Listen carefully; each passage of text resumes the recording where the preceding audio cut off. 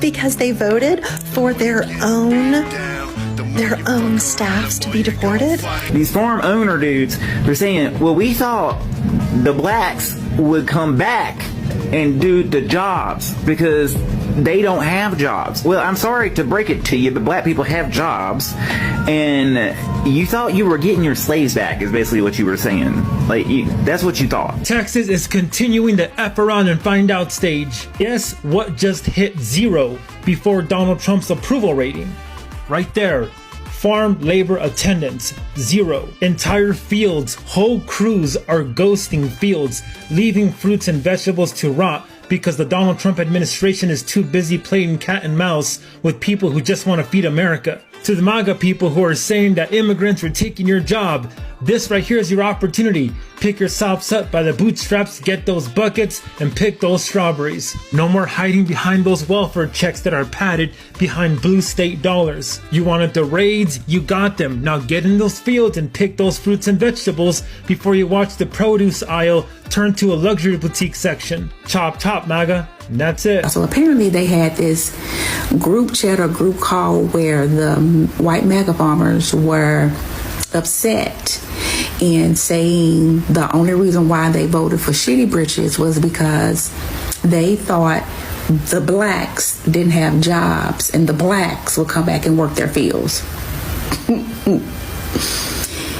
They thought they were going to get slavery back by voting for shitty britches. But they have been saying loud and proud with their chest that immigrants were taking their jobs.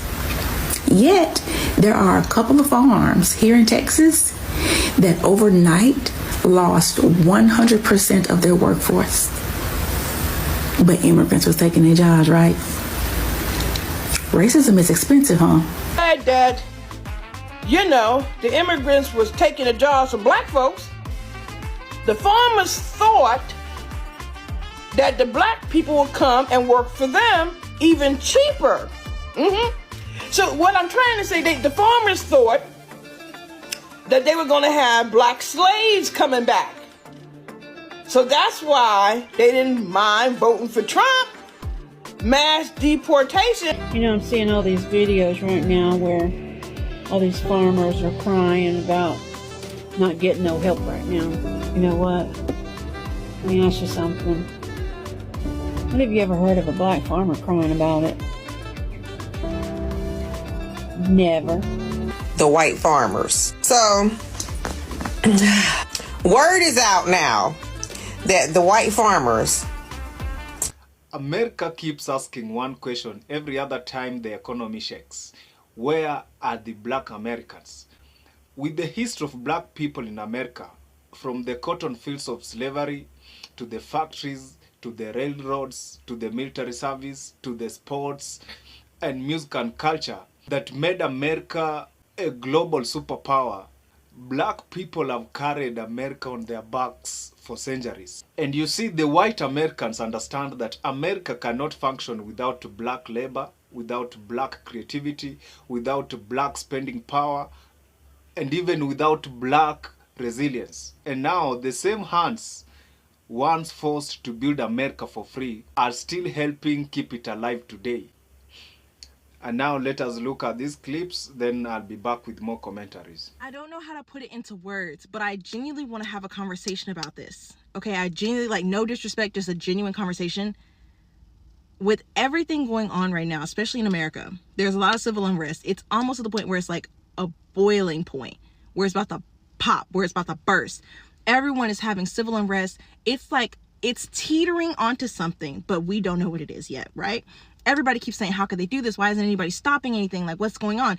There was a black woman that said, and I quote, "The reason why nobody is throwing the first stone is because they're waiting for black people to throw it first." That has altered my brain chemistry because, mind you, we know the laws are going to come down to us. So, of course, we're going to try to stand up for others. And I've noticed immediately, especially with the ICE raids, we've seen videos of people saying, well, why aren't black people stepped in? We did this, a transactional interaction. They tie it back to Black Lives Matter. Like, it's blowing my mind. I don't know how to explain. YT, man, got on the internet. Hey, Black men, stand up. Help. Oh, we been standing. Oh, we been good. We good. We good. No. You want to know why we would never help you? Okay. Redlining. You want me to keep going? Mass incarceration. You want me to keep going? War on drugs. You want me to keep going? The war on families. You want me to keep going? COINTELPRO. You want me to keep going? Okay.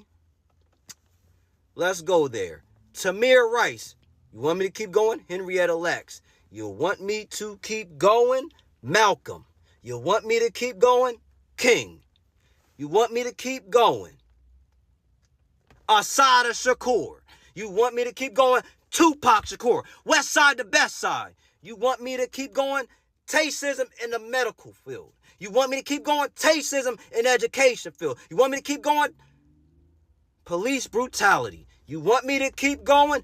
Tasteism in criminal justice. You want me to keep going? Because I can keep going. Tulsa. You want me to keep going? Rosewood. You want me to keep going? Nah, you don't want me to keep going.